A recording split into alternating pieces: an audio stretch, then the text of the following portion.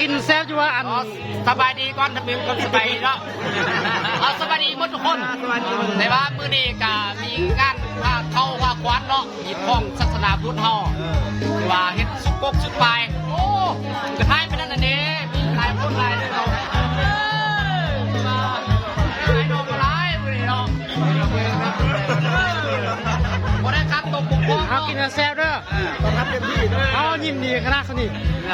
อ๋อยิ้มดีแฮะว่าได้กินเบียร์แซ่บยิ้มนะขอบใจเจ้าภาพด้วยเซ็ตนักไอ้นักร้องเสียงดีได้เพื่อนว่าอันเป็นนักร้องดีชุดนี้งานบ่เลิกที่ว่าบ่เศร้าบ่สดแจ้ง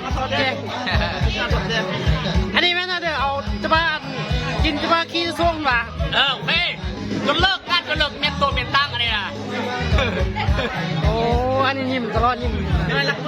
ถ้าทำจ๊อบน้ำมือกองนี่ก็ยิ้มจวด